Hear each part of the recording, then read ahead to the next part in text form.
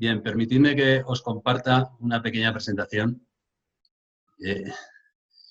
Creo que será lo mejor, ¿no? Vamos a ver, ¿qué está ocurriendo, no? Y muchos me habéis visto esta slide, ¿no? Y que se está cumpliendo, que es una slide de Black Mirror, ¿no? Donde el futuro se convierte en algo negro, ¿no? Y esto es lo que nos ha pasado. Los últimos 30 años, el futuro era algo brillante, que iba a ser brutal, con coches voladores, con gente feliz, con edificios altos, ¿no? Grandes ciudades, y de repente hemos perdido la confianza en el futuro porque hemos perdido la visión unificada del futuro. Nuestra visión del futuro se ha partido, se ha disgregado, y cuando se disgrega la visión del futuro, pues ocurre esto, ¿no? Que se vuelve distópico, ¿no? Que muchísima gente pierde la confianza. ¿Y esto por qué ha ocurrido, no? Pues esto le he dado muchas vueltas y lo he hablado con mucha gente.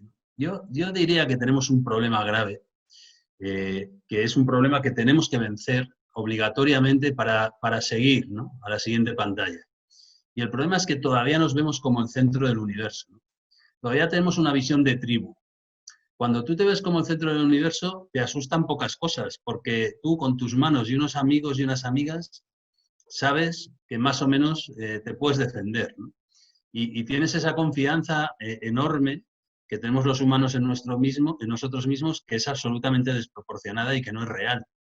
Una cosa es que tengas confianza en ti mismo y otra es la realidad, ¿no? La realidad es que puedes hacer lo que puedes hacer. Hay límites, tú mismo tienes límites, ¿no?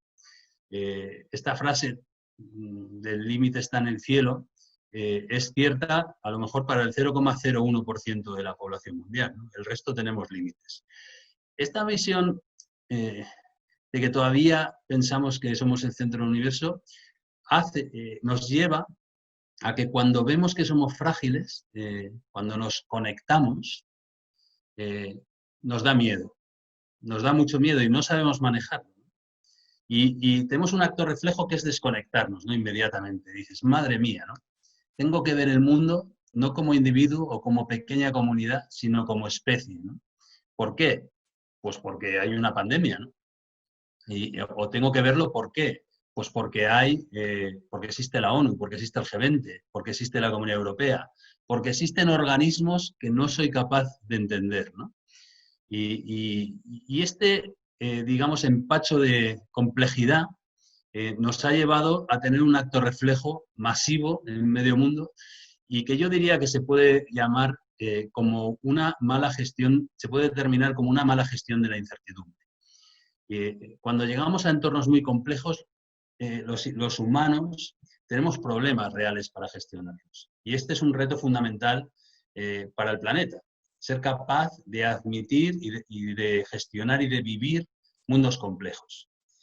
Y en esto tenemos todos que aprender muchísimo. Desde luego los del mundo complejo también, no solo los que no somos capaces de enlazarnos a él, ¿no? Realmente creo que hemos hecho una primera prueba de conexión global y realmente en cierta medida ha funcionado, pero al final no ha terminado de salir bien, ¿no? Nos falta todavía contenido para esto. Y está claro que estos problemas que vienen, problemas de nivel especie, como por ejemplo el calentamiento global, ¿no? O como por ejemplo la crisis de los ecosistemas, ¿no? Son problemas brutalmente grandes y no son problemas que tengan solución por separado. Así que no tenemos ninguna posibilidad y lo estamos viendo, ¿no? Aquí tenemos este ensayo que tenemos para una catástrofe mayor, un ensayo terrorífico, porque, pues imaginaos, ¿no? 372.000 personas fallecidas, ¿no? Todos encerrados en casa, ¿no? Tremendo, ¿no? Esta incapacidad para asumir estos entornos complejos hace que la conexión nos abrume, ¿no? Y sobre todo, en ese instante, en cuando nos abruma la conexión, perdemos la sensación de control. Y lo peor que le puede pasar a un humano es perder la sensación de control, porque en ese instante, ese acto reflejo le hace desconectarse. Cuando la única salida para solucionar estos grandes problemas globales es conectarse más y mejor. Y esto es muy importante. Y este es el momento en el que estamos. Un momento, pues realmente digamos, de paso de un modelo de conexión a uno superior. Es un paso que probablemente puede costar 10 años o puede costar 50 o 100, ¿no? O puede no darse nunca, y este es el reto que tenemos. ¿Hay auroras boreales en Cuba? Sí, en 1859 hubo una aurora boreal en Cuba, y si tuviéramos esa misma aurora boreal hoy, porque fue la mayor tormenta solar que recordamos, pues se rompería casi todos los aparatos que tenemos, ¿no? Es decir, no se puede recuperar el control, eso es una utopía.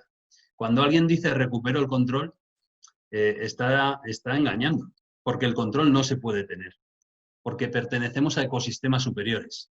Y esos ecosistemas superiores siempre existirán, no importa el desarrollo que tengamos. Siempre va a haber un ecosistema superior, siempre habrá un problema global enorme al que habrá que responder, ¿no? Mirad los dinosaurios, ¿no?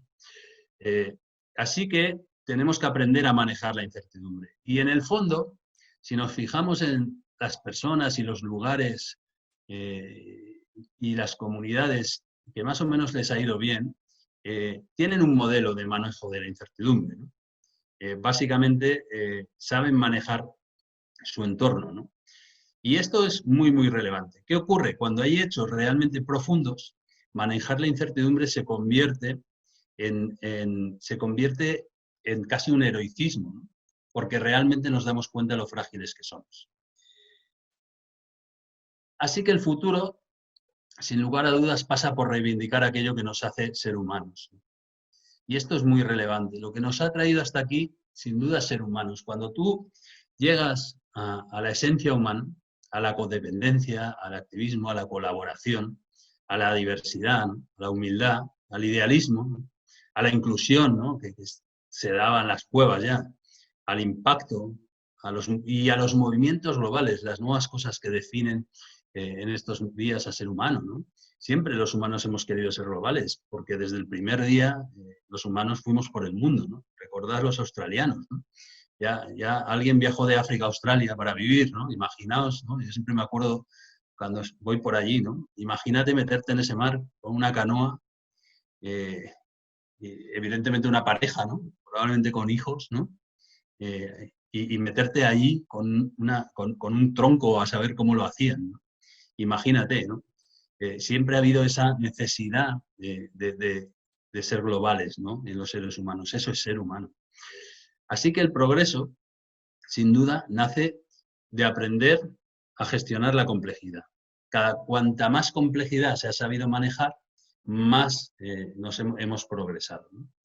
Así que reivindicar lo que nos hace ser humanos hará que la gestión de la complejidad de los próximos años pues sea mejor y logremos no caer en este mundo de espejos negros, en este mundo oscuro, en este mundo en el que todo el mundo piensa que el futuro va a ser peor, pero que ninguno está de acuerdo en cómo va a ser de peor. Cada uno dice que va a ser peor por una razón diferente.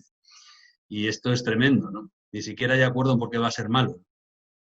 Así que aprender a gestionar la complejidad con una base humana creo que es la lección que hemos aprendido en los últimos 30 años, ¿no? Bien, si vemos, por ejemplo, una cosa fácil, el año 2000, ¿no? La globalización del año 2000 a 2017, aquí veis lo que ha hecho, por ejemplo, con China. El año 2000 China es esa cosita, no sé si la veis aquí, y China el año 2017 es esto. Esta es su cadena de valor. Es alucinante, ¿no? Lo que estamos viendo es cómo la globalización no se ha construido en base a valores humanos, sino que se ha construido en base a la producción. Y la producción es algo de los siglos pasados. Hoy en día producir es importante, pero nadie está pensando en eso todo el día, porque realmente los productos salen, cada vez hay más robots en las fábricas, es súper difícil, súper complejo, pero se sabe hacer. Y las cosas que se saben hacer no son importantes, pero no son relevantes, ¿no? Esto que siempre digo que es como el oxígeno, ¿no? El oxígeno es importantísimo, pero nadie está pensando en que está respirando todo el día. Así que hemos construido la globalización en un tanto por ciento importantísimo sobre la producción. Y esto nos ha traído problemas importantes, porque nos ha traído desigualdades, nos ha traído desconexiones y nos está trayendo en estos momentos pues, revueltas y una década muy complicada por delante. Así que realmente es poco construir la globalización sobre la fabricación. Debemos construirla sobre más cosas y más humanas. La globalización del futuro, sin duda, se va a construir sobre la sostenibilidad, pero no sobre la sostenibilidad medioambiental solo, sino sobre una necesidad sobre una sostenibilidad muy amplia, sostenibilidad realmente profunda y realmente horizontal. Porque como especie necesitamos poner las consecuencias por delante de los intereses para construir soluciones globales. Y esto es muy importante. Es decir, necesitamos pensar antes. En los procesos desarrollistas nunca se piensa antes, se piensa durante, ¿no? Y el pensar durante es interesante, pero en ningún caso es suficiente, ¿no? Realmente hay que pensar antes qué puede pasar con lo que voy a hacer. Y esto es muy importante. A la hora de construir en un ecosistema hay que entender bien el ecosistema, hay que saber qué impacto vas a tener. A la hora de desarrollar un modelo económico tienes que pensarlo antes, un modelo educativo. Y este pensamiento previo es un pensamiento fundamental y es un pensamiento estratégico y es un pensamiento que no es a corto plazo, es un pensamiento a largo plazo. Y este es uno de los grandes temas que nos va a perseguir en los próximos años. ¿Cuál es la visión de los largos plazos? Y cuando nos damos cuenta muchas veces que decimos que faltan líderes, la manera de saber que faltan líderes es porque faltan visiones a largo plazo. Y esas visiones a largo plazo siempre las ha construido el liderazgo. En muchos casos liderazgos compartidos. Muchas veces un líder, y menos en el mundo digital, no es una sola persona, ¿no? Pero evidentemente sí que hay personas que son líderes, ¿no? Y esto es fundamental. Necesitamos recobrar el liderazgo porque necesitamos tener largo plazo. ¿Y qué ha permitido siempre construir la visión de una empresa, por ejemplo, por poner un ejemplo en las empresas, ¿no? Puede ser de un territorio, puede ser pues la misión, ¿no? ¿Os acordáis? Quiero ser la empresa más grande o el territorio con más turistas o quiero ser el lugar donde se produzcan más naranjas, ¿no? Y es una visión que permite, pues a lo mejor decir que quiero ser el más grande de mi gremio, el tercero de mi gremio. Es una visión muy cuantitativa, ¿no? Y que ha funcionado durante muchos años, pero que tiene un problema muy grave. Y es que, evidentemente, estamos viendo lo que pasa en el mundo, ¿no? Que crea un mundo pues un poco injusto, ¿no? Y un poco no, en muchos casos bastante injusto. Así que es insuficiente. Hay que ponerle más capas a esta visión, ¿no? Y sí, seguramente la capa que viene con una fuerza descomunal a esta visión es la capa del propósito. Es decir, la visión vale, pero dentro de un propósito. ¿Y qué es el propósito? Mira, la visión es para dentro de tu empresa, de tu territorio, ¿no? Pero el propósito es para dentro y para afuera. Es decir, ¿por qué yo como empresa o como territorio soy bueno para el mundo? ¿Por qué que yo exista es bueno para los demás? Y esto es fundamental. Y este es el paso que estamos dando en este momento en medio planeta, ¿no?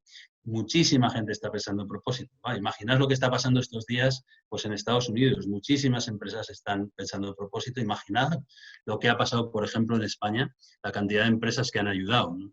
Y la cantidad de territorios. El propósito cada vez es más importante. Gestionar por propósito implica articularlo, y articularlo implica que sea verdad. Y esto es muy relevante. Pero nos hemos dado cuenta de que todavía falta más, ¿no? Porque nosotros hemos sido capaces de hacer cosas buenas a corto plazo, pero nos ha fallado el largo plazo. Lo importante de todo esto es el legado, ¿no? Es decir, podemos decir pues que la revolución industrial fue buena, ¿no? Hace más de 150 años, vamos. Pero en realidad hemos visto que al final se va a cargar el planeta. Así que algo hemos hecho mal en todo este tiempo. ¿Y qué hemos hecho mal? No pensar antes. Porque si hubiéramos pensado antes, seguramente habríamos cambiado los combustibles fósiles y habríamos hecho menos cosas en los ecosistemas. Así que en realidad el propósito está bien, pero el legado está mucho mejor. El decir, yo estoy realmente afectando para bien al planeta a muy largo plazo, realmente para siempre. No veo en el futuro por qué le estoy haciendo daño al planeta. Y este es un pensamiento muy importante en los territorios, muy importante para las personas, muy importante para las compañías. Al final, creo que en una primera fase de globalización hay gente que ha pensado que a él le puede ir bien aunque a los demás no les vaya bien. Aunque en realidad a muchísima gente le ha ido bien la globalización, a miles de millones. Así que lo que sabemos es que cuando nos va bien a todos es cuando a muchos les va bien. Necesitamos que les vaya bien a los demás. Y este es un pensamiento fundamental, ¿no? Y importantísimo, ¿no? Y esto nos lleva a que un entorno complejo necesita generar un equilibrio para ser sostenible, porque hemos visto que a mucha gente le ha ido bien, pero ha llegado un momento que se ha roto, ¿no? El sistema. ¿Y por qué se ha roto? Porque le iba bien de una manera que no era sostenible. No era sostenible con el planeta, no era sostenible con las personas. Y ahora tenemos pues este momento de repensar el mundo, que vamos a tener pues, en esta próxima década por lo menos, que realmente tiene que ver con buscar un equilibrio. Así que sí que dinámicamente se debe buscar ese equilibrio. Y probablemente pensando antes sea más fácil que el modelo se equilibre, ¿no? Se reequilibre de una manera dinámica. Así que vamos a entender la empresa, el territorio o nosotros mismos como una plataforma en el concepto de apertura y de interacción, de colaboración, de generosidad, de humanidad, que genera impacto en las personas y en el planeta. Y esto es muy relevante. Ser consciente de que tú eres realmente importante para que a muchos les vaya bien y para que a ti te vaya bien. Y esta relación es una relación nueva, ¿no? Yo diría que sobre el siglo pasado pues hemos vivido en un win-win, ¿no? En el que uno ganaba un 80 y otro un 20, ¿no? Y eso estaba aceptado, ¿no? Y ahora estaríamos en un win-win-win. Y este tercer win es fundamental, ¿no? Es ganas tú, gano yo, pero gana también el planeta, ¿no? Este modelo.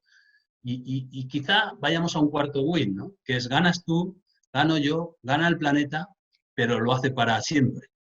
Y esto ya digamos que es muy aspiracional, pero probablemente en los próximos años estemos hablando de este tipo de cosas. Bien, esto nos lleva a cambios increíbles, ¿no? Y el cambio más grande seguramente es el cambio de perímetro, ¿no? El cambio de perímetro como persona, como territorio, como compañía, como fundación, ¿no? El desafío es ser capaces de generar nuevos espacios de creación de valor compartido. Yo hace un tiempo, y precisamente lo explicaba ayer, ¿no? Iba por la calle y había una moto de estas compartidas de bike sharing, ¿no? Unas motos de estas que se comparten. Y entonces vi la marca de la moto, de la compañía que la había puesto, y dije, vaya, estos la han puesto, esta moto está aquí por sostenibilidad. Un poco más adelante vi otra de otra marca. Dije, vaya, es curioso, esta moto está aquí por movilidad. Un poco más adelante vi otra y dije, madre de Dios, esta moto con esta marca está aquí por conveniencia. Bueno, vi 5 empresas de motos y ninguna estaba por lo mismo. Y eso me hizo pensar mucho, porque realmente, ¿qué es la movilidad? ¿O qué es la sostenibilidad? ¿O qué es la conveniencia? Son los nuevos gremios. Y ninguno de esos gremios es posible definirlos. Cada operador que esté en uno de esos gremios va a hacer un gremio para él. Y esto es la complejidad. Así que una de las cosas a la que nos enfrentamos es a realmente ser capaces de generar nuevos espacios de creación de valor compartido, porque estamos definiendo realmente el mundo. El mundo de hoy es más moldeable que el que había, porque es mucho más abierto y porque se maneja de una manera muchísimo más en tiempo real. Y eso va a misa, es definitivo. ¿Y por qué? Pues mirad, recordáis que toda la vida, ¿no? Lo importante ha sido la tierra, el capital y el trabajo. Pues eso, que era súper importante, ¿no? Hace 30 años, hoy es importante, pero mucho menos. Hoy los datos, el talento y la propiedad intelectual, es decir, los intangibles, pues ya son el 30 y tantos % del valor, ¿no? Casi ya tendiendo al 40. Probablemente sean el 50 pronto. Imaginaos qué locura. Lo que estamos hablando es que la globalización está construida sobre un valor que es menos importante que los valores que vienen. Así que los valores intangibles, que son valores manejables completamente por humanos, No así la tierra, el capital y el trabajo, que se van a mecanizar, o van a hacer robots. También va a haber robots en datos, en talento y en propiedad intelectual, pero va a haber muchos más humanos, absolutamente, con mucha más capacidad de creación, ¿no? Con mucho más espacio para vivir y desarrollar una vida sostenible, una vida justa, ¿no? Este mundo de los intangibles claramente forma parte del nuevo escenario y realmente es algo que es un cambiador de juego, ¿no? Claramente, ¿no? Claramente esto desequilibra la balanza hacia un lado, ¿no? Así que sí que es posible una nueva globalización, desde el momento en el que los datos viajan prácticamente gratis, la globalización no va a parar. Probablemente tengamos 4, 5, 7 regiones en el mundo de 500 habitantes que comercien mucho menos entre ellas activos físicos, pero probablemente la cultura, los datos, las propiedades intelectuales sigan fluyendo entre estos lugares y estemos ante una globalización que permita mucho más también la incorporación de culturas y valores humanos. Así que yo no creo que la globalización vaya a parar. Yo creo que la globalización va a ser diferente, pero va a ser diferente porque es normal que lo sea, porque ha cubierto una etapa. Y esa etapa se va a embeber, no va a desaparecer, por supuesto que va a seguir habiendo comercio internacional, pero probablemente no vaya a ser lo más importante el comercio internacional de activos físicos. Probablemente el container sea una buena imagen para el siglo XX, pero no lo sea para el siglo XXI. Probablemente al paso que vamos, un servidor en la nube es mucho más la imagen del siglo XXI y veremos lo que nos depara el futuro. Bien, sin duda, en este nuevo escenario la tecnología es definitiva y vemos cómo crece y cómo se desarrolla y cómo busca la productividad, ¿no? Entender este mundo solo con costes es poco. Por supuesto que los costes son relevantes. Este mundo tiene que ver con la productividad y la productividad en un porcentaje grande tiene que ver con el uso de la tecnología correcta. Estas tecnologías pueden hacer un mundo muy diferente y de hecho lo están ya moldeando. Este nuevo escenario de competencia entre regiones básicamente tiene un cambio enorme, ¿no? Hemos vivido las cadenas de valor, ¿no? Cadenas de valor tremendas, ¿no? Pues hemos visto, por ejemplo, lo que ha pasado con las mascarillas o con los respiradores, ¿no? Que realmente, como se fabricaban todos en China, pues no había, ¿no? Así que casi todos los territorios van a tener de todo. Y este cambio es muy importante porque vamos a ver un cambio de cadenas de valor a ecosistemas. Y estos ecosistemas sin duda serán muchísimo más sostenibles, ¿no? Con una conciencia mucho mayor de los lugares donde van a estar, o sea, de los ecosistemas naturales donde van a estar, ¿no? Por explicarlo de una manera fácil, en el 2001 Nokia, que era el líder del mercado de móviles, producía el 75% de todas las piezas de sus móviles en 8 factorías de Nokia, ¿no? En el 2016 ya Apple construía los móviles en 789 localizaciones. No hemos tenido desabastecimiento de móviles. No han fallado, ¿no? Tú puedes ir a comprar un móvil hoy que hay, ¿no? Y esto es muy relevante, ¿no? Y es cierto que a lo mejor algunas piezas han tenido problemas, pero estos ecosistemas son muchísimo más competitivos, ¿no? Y la creación de estos ecosistemas es una oportunidad única porque van a cumplir muchos criterios sostenibles, de circular economy, por supuesto, con energías limpias que deberán ser baratas, porque ningún país va a poder competir sin tener energía libre y barata, energía limpia y barata. Bien. Este nuevo escenario, el valor tradicional humano es un poco un espacio en extinción. Imaginaos, ¿no? Yo recuerdo en San Francisco, ¿no? Siempre como levanté la mano para pedir un taxi y, claro, me miraron como si fuera viejo, ¿no? Ya de 90 años y que no tuviera ni idea. Porque el taxi se pide así, no se pide así, ¿no? Entonces, la muchacha que conducía el taxi, pues claro, cobraba menos porque no había cogido ella, bueno, en este caso, si hubiera pedido por mi teléfono móvil el taxi, ella no hubiera cobrado por coger el cliente, por conseguir el cliente, habría cobrado por otras cosas, pero eso ya se lo da la aplicación.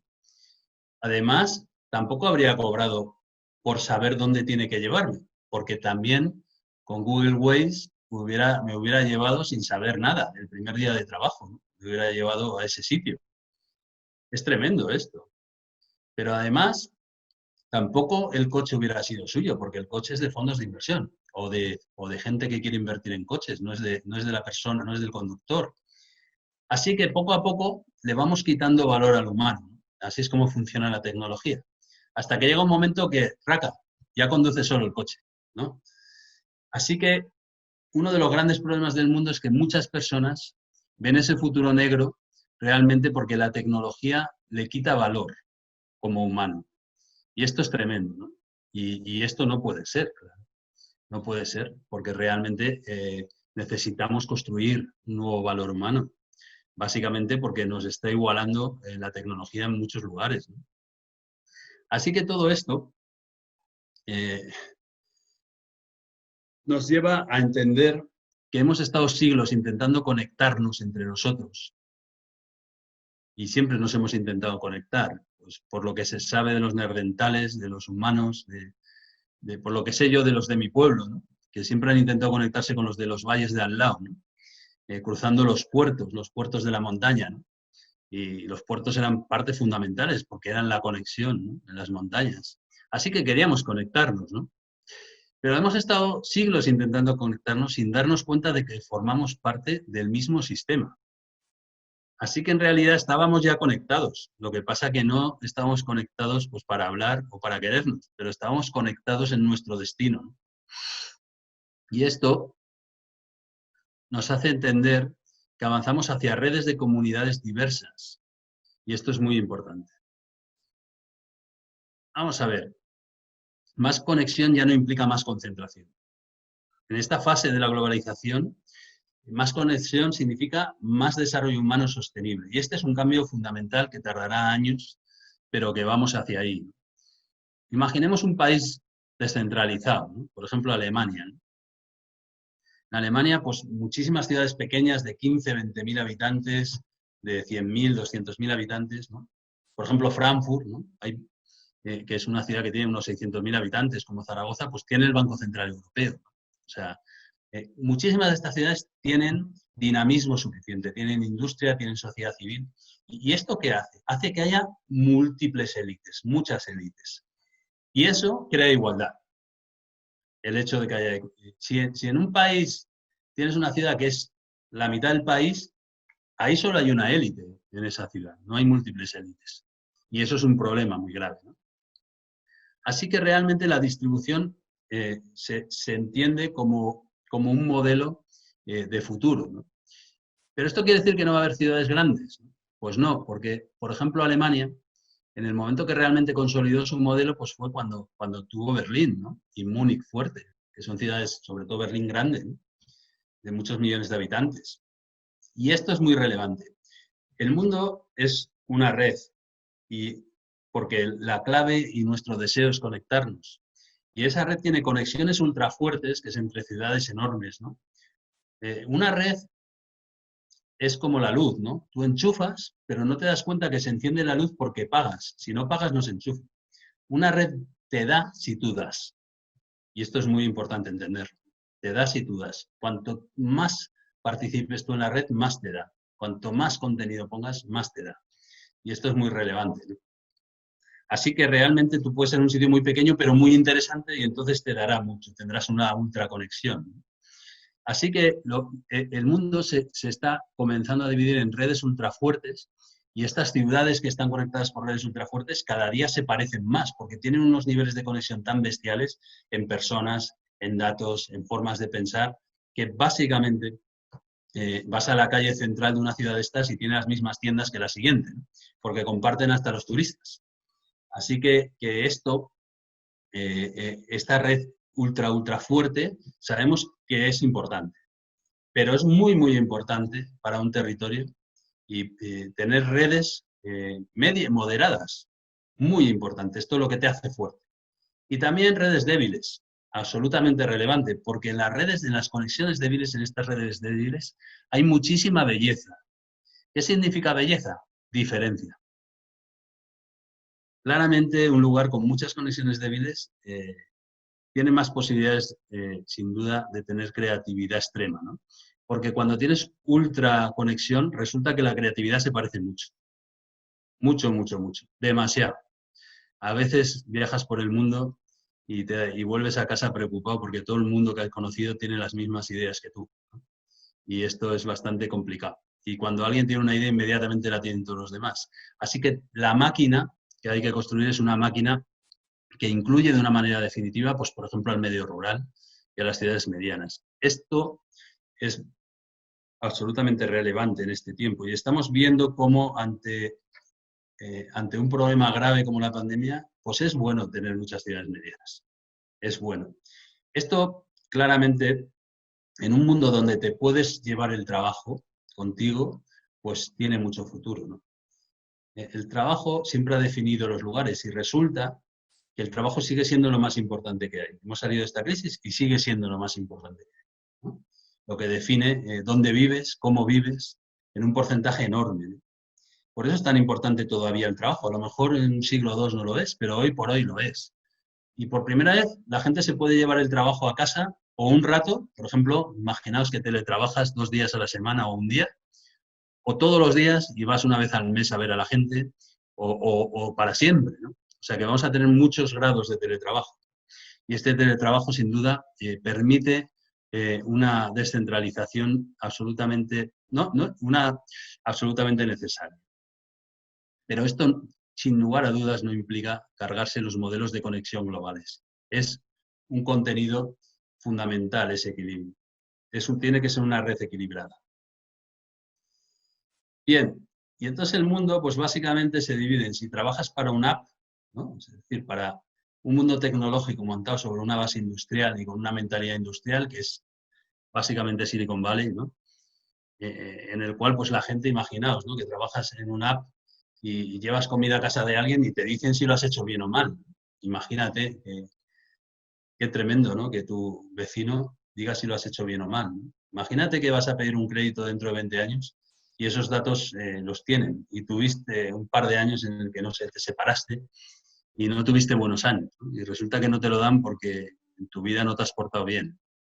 Esto estamos viendo en China, o sea, no es ciencia ficción, ¿no? Así que realmente trabajar para una app implica que te van a ir portando poco a poco valor humano. Por eso es tan importante entender todo este mundo de las apps, ¿no? Y por eso muchas que son fundamentales se han convertido en la nueva infraestructura. Imaginaos en el mundo del turismo, ya que estamos ahora en Canarias, por ejemplo, Booking, Expedia o Priceline, ¿no? Son lugares pues, que se llevan pues, el 17 hasta el 28% se suelen llevar, ¿no? De lo que de un hotel. Y terminamos pagando casi nada a quien hace la cama, ¿no? Imaginaos, ¿no? Esto pues es tremendo, ¿no? No puede ser, ¿no? Yo cuando comencé con mi hermano José, pues pagábamos por Mastercard y Visa un 6,5%. Ahora se paga un 0,38, 0,40 y no solo no les ha ido mal a Mastercard, sino que Mastercard y Visa ahora son empresas increíblemente grandes. No podemos pasar el peso de la productividad al pequeño, hay que pasárselo al grande. Y no podemos vivir muchas pequeñas empresas sin estas plataformas bestiales. No se puede directamente, ¿no? Porque las necesitas para vivir, para llegar al mundo. Así que uno de los grandes avances del mundo, sin duda, va a ser la regulación de estas plataformas en los próximos años.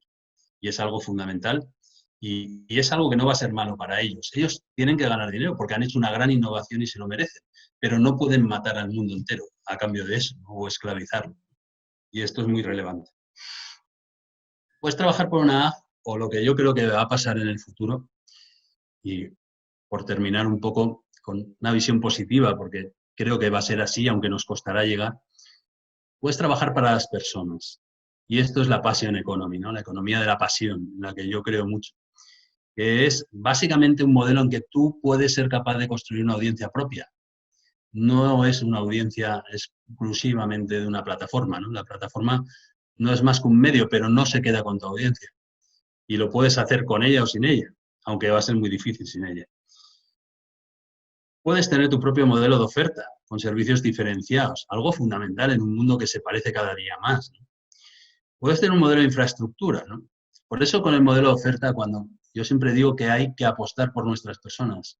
Una muchacha de una ciudad de 10 o 12 mil habitantes de España, que tenga una idea, debe tener inversión. No tenemos que dar el dinero que viene de Europa a los canales tradicionales. No funcionan con el dinero que han tenido ni con el que van a tener.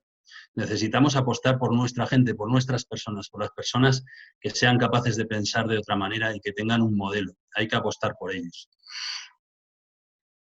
Necesitamos, en esta economía de la pasión, necesitamos plataformas que respeten la individualidad, que respeten tu posibilidad de tener una vida digna.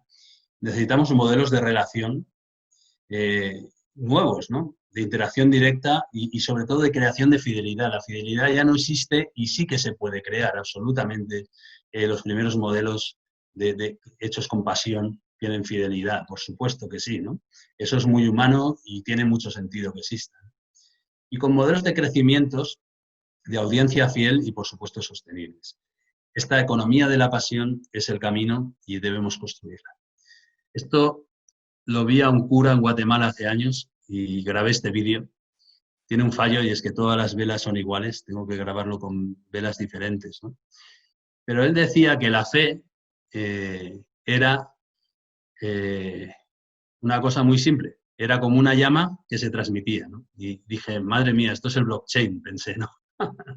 Sí, recuerdo perfectamente porque decía, esto es el blockchain. Una llama es algo complejísimo, complejidad, ¿recordáis? Súper complejo. Y resulta que enciendes una, gastas energía una vez y la pasas sin gastar energía todas las veces que quieras.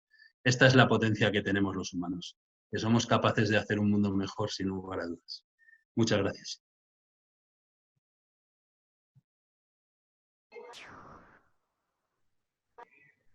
Gracias por estas palabras y además estoy tomando nota de esas preguntas que nos hacen llegar los participantes y destacan, bueno, transmitir sobre todo, están realizando esa felicitación y puntualizando incluso los términos que bien explicados indican, sobre todo porque es un panorama que para muchos está por descubrir. Otros ya han dado pasos de gigante en el mismo y los que no pues van a tener que aprender a darlos. Nos llega una cuestión en relación a este mundo, este equilibrio para el desarrollo sostenible en relación al mundo rural.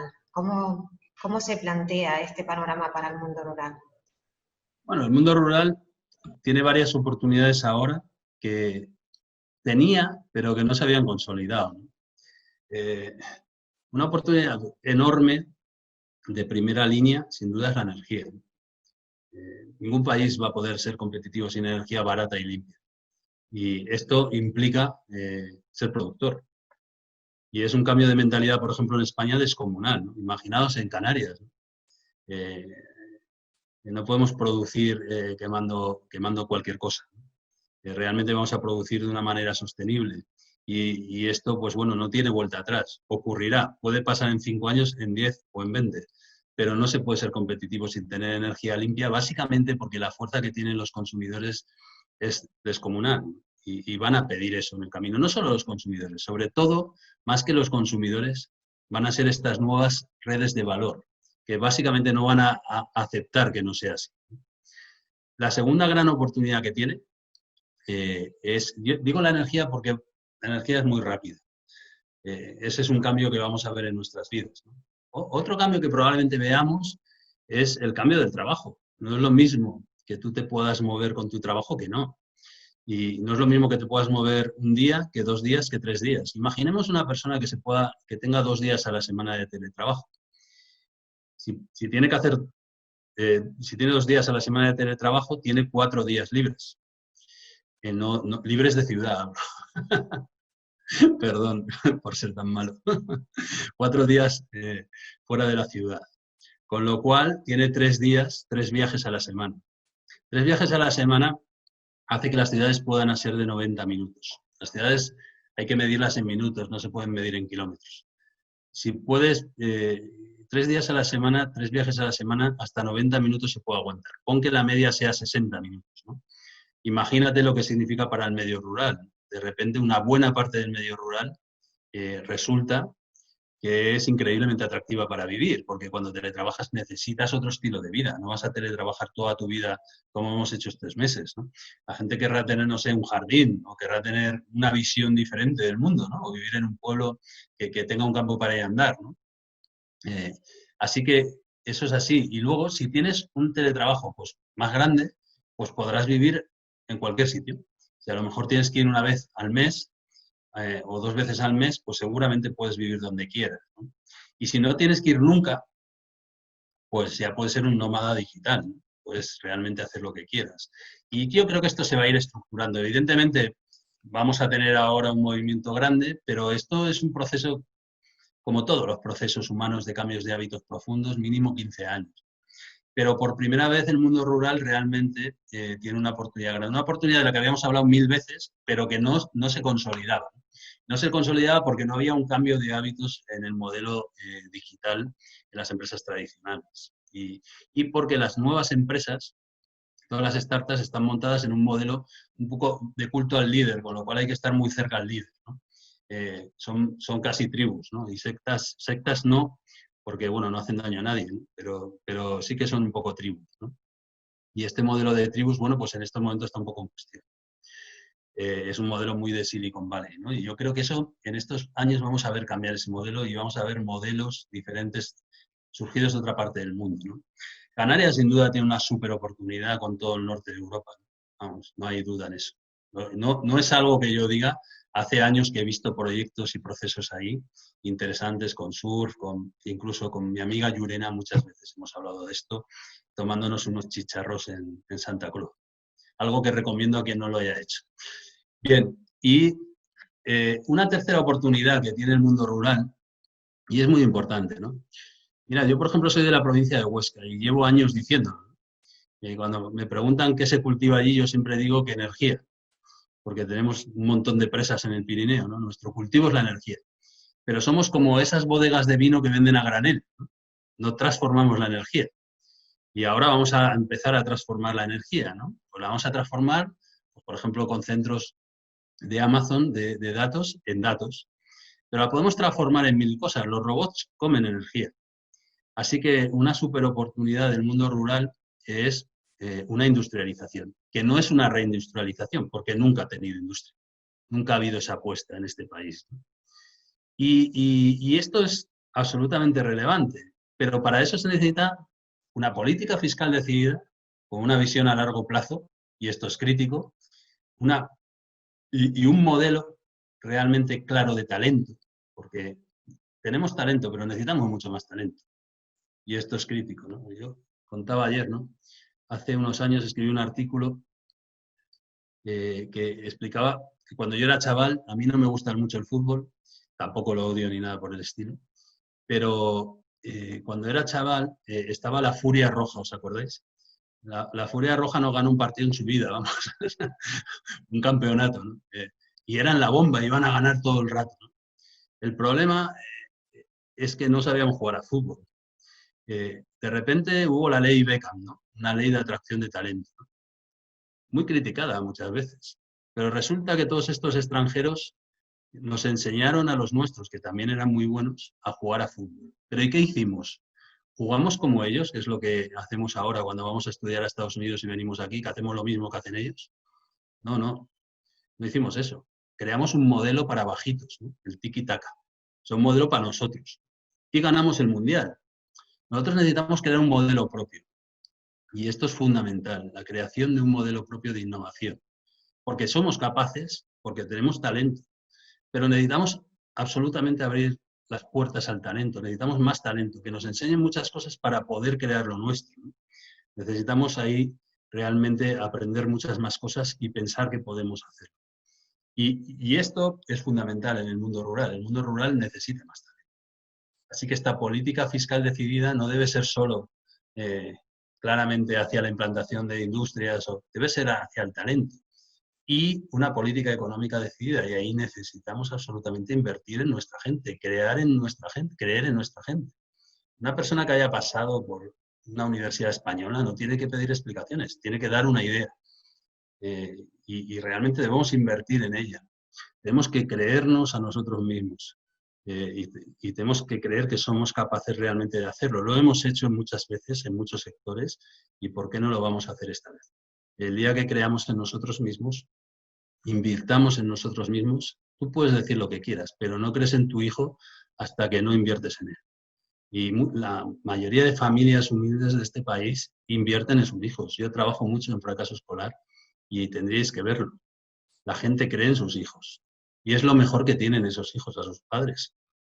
Tenemos que invertir en nuestra gente. Los jóvenes son nuestros hijos. Tenemos que creer en los jóvenes. Tenemos muy pocos, demasiado pocos. Eso es un súper problema. Tenemos que abrir las puertas y creer en ellos y ir para adelante. Y seguramente tendremos que entender joven un poco más madurito porque no tenemos suficientes. También tenemos más cuestiones que nos siguen haciendo llegar los participantes. Garoé Núñez, por ejemplo, cree que los ODS, que son los Objetivos de Desarrollo Sostenible, están bien planteados y los países, en particular España, podrán organizarse para cumplirlos. ¿Está España preparada para el cambio de paradigma tecnológico? Sí, los ODS son una métrica súper interesante y diría que quizá fundamental, ¿no?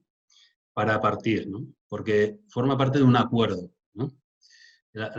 Quien hace la métrica siempre manda, así que hay que temer a las métricas, porque las métricas son como los algoritmos, ¿no? Tienen intención, tienen sesgos clarísimos, ¿no? Así que es muy importante partir de los ODS, pero más importante todavía aterrizarlos en tu territorio.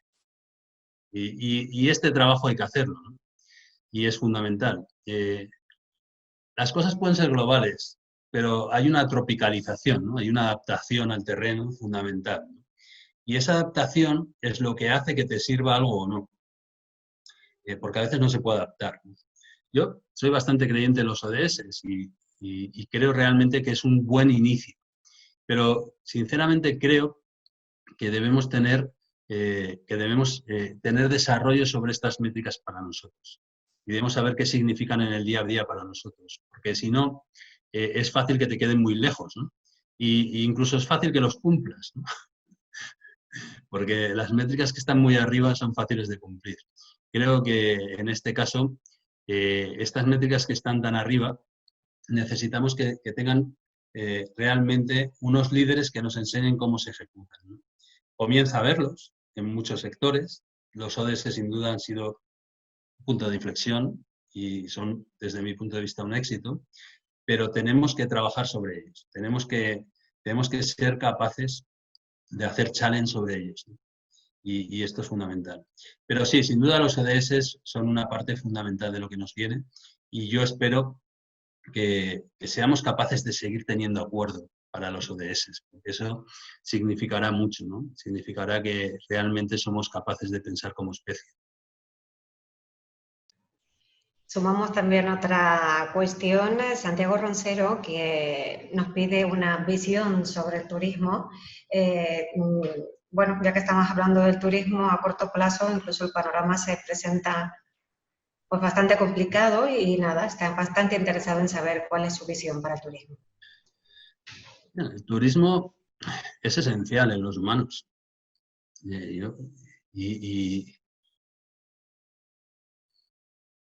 Y esto no es compartido, mucha gente no piensa así, cree que no es algo esencial, pero yo sí que lo creo. Creo que una sociedad evolucionada tiene turismo. Y es tanto así que nos trae problemas enormes, ¿no? Problemas de masificación, pero el turismo es fundamental y es una necesidad claramente humana. Evidentemente no es una necesidad primaria, pero es una necesidad que tenemos los humanos llegado un momento de estabilidad, ¿no? ¿Por qué? Pues básicamente en la esencia del turismo está el ser humano, está realmente el viajar, ¿no? Está el descubrir, está el explorar, está el contactar, está la conexión, ¿no? Que es lo que nos interesa, ¿no? Está el conocer, está el saber, ¿no? No solo que te cuenten, ¿no? Es muy humano hacer turismo, así que el turismo, sinceramente, creo que tiene mucho futuro. ¿Cuál es el mayor enemigo del turismo? La sostenibilidad, ¿no? El hecho de crear entornos no sostenibles. Esto es un problema grave, ¿no? Y evidentemente, pues aquí hay muchos temas, por ejemplo, los aviones, ¿no? O sea, son problemas muy graves. Y todo esto lo iremos viendo en los próximos años. Pero sin duda yo creo que ante un problema de esa magnitud en un negocio tan grande habrá soluciones. Y de hecho hay miles de soluciones, ¿no? Yo participo muchas veces con la Organización Mundial del Turismo en la búsqueda de nuevos modelos de negocio y con Globalia, y realmente hemos visto cosas increíbles en medio mundo. Así que yo a medio o largo plazo lo que creo es que va a haber una transformación, pero no creo que esté en riesgo el turismo. A corto, ¿qué va a pasar este año? Lo que yo creo que debería pasar es que nosotros deberíamos liderar el turismo de pandemia, ¿no?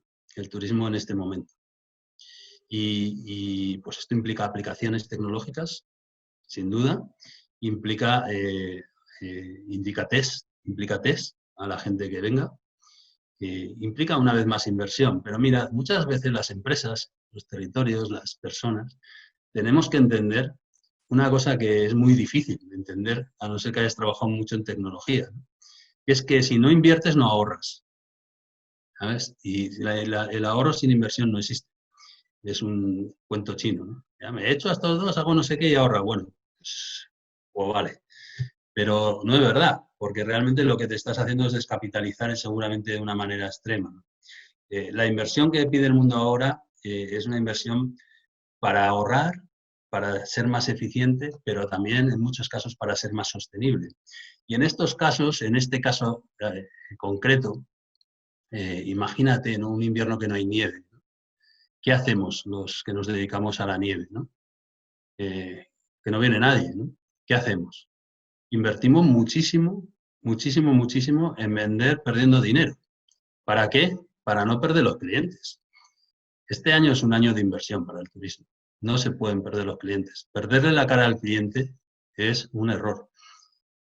Y luego, en el mundo vuestro tenéis mucho turismo interior, pero mucha playa, ¿no? En mi opinión, la campaña que están teniendo las playas es tremenda, ¿no? Es que parece que cada vez que sale una playa en algún sitio, un telediario, parece un zoo, ¿no? Que te van a encerrar ahí con unas jaulas. Y yo creo que hay que empezar a comunicar la playa de otra manera. Porque realmente creo que se va a poder vivir de otra manera ahí, cumpliendo las normas y con otro respeto. Para el turismo debemos transmitir alegría y transmitir que se pueden hacer cosas, menos o muchas más de otra manera, con creatividad, pero debemos transmitir esa alegría y esa confianza en nosotros mismos es fundamental, ¿no? Transmitir la confianza de que somos capaces de que usted venga a nuestra casa y de que no le pase nada. Y esto es una confianza necesaria. Esto es la marca Canarias. Es fundamental.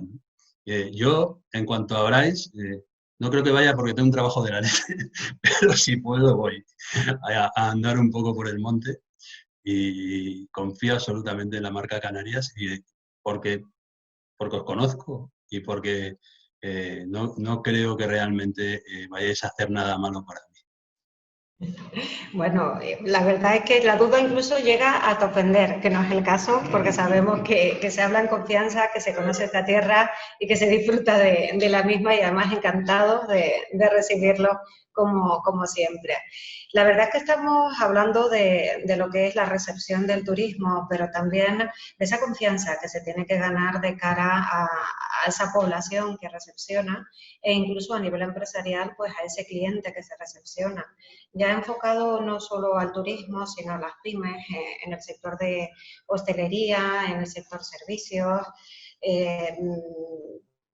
¿Qué les podemos decir? ¿Qué mensaje? Porque parece que ahora es una carrera de gana el que mayor seguridad sanitaria ofrezca. Bueno, a corto, por supuesto, eso es importante, ¿no? Y evidentemente, pues es una cosa que hay que hacer. Pero yo, sinceramente, creo que España es un país muy evolucionado, que en eso empata rápido y seguramente gana. Tenemos un sistema sanitario excelente, tenemos muchas cosas, ¿no? O sea, realmente tenemos una concienciación y también un gremio turístico increíble, ¿no? He ido toda mi vida a Fitur y hay mucho nivel. He estado en muchas ferias del mundo de turismo y no hay tanto nivel. Hay nivel como como es una de las grandes, hay mucho nivel.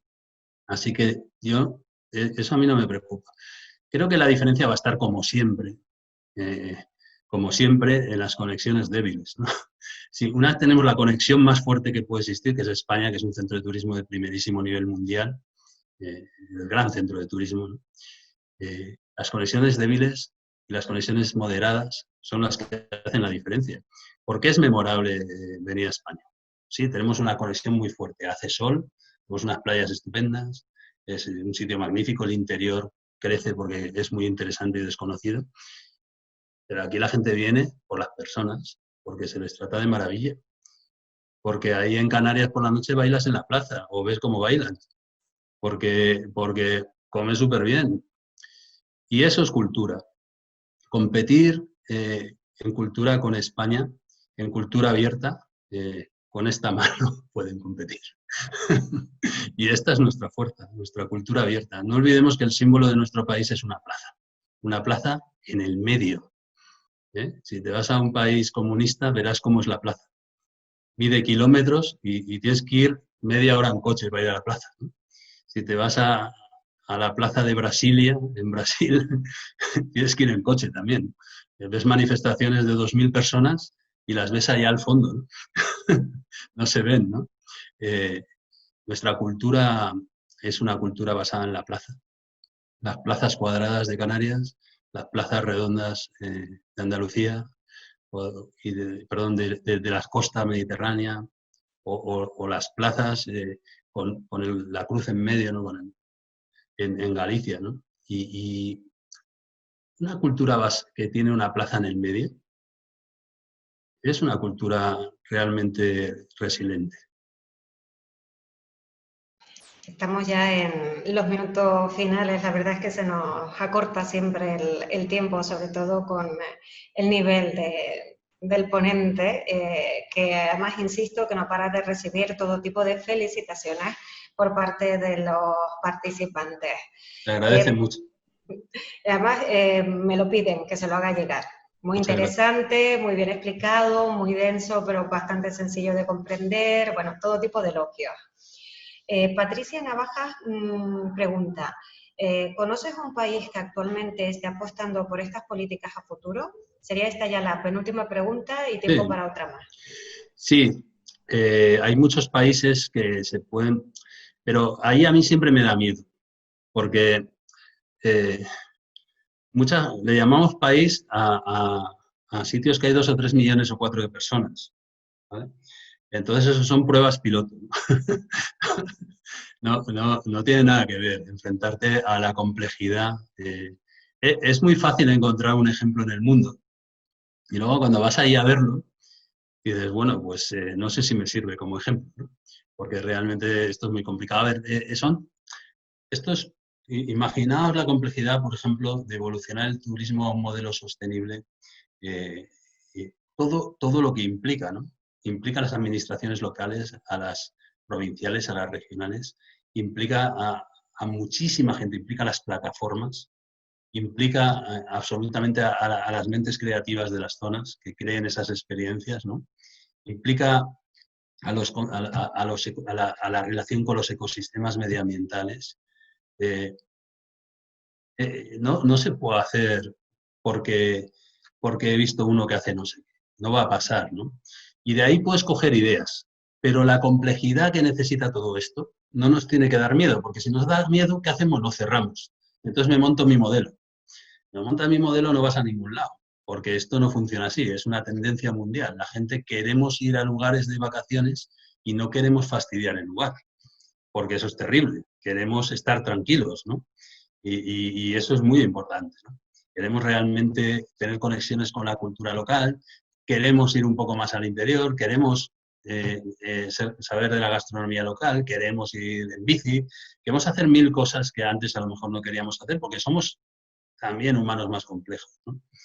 Y esto es fundamental, ¿no? Y yo creo que estamos viendo, ¿no? Cómo realmente cada vez más la gente no va tanto a un sitio por el destino, sino por qué va a hacer, ¿no?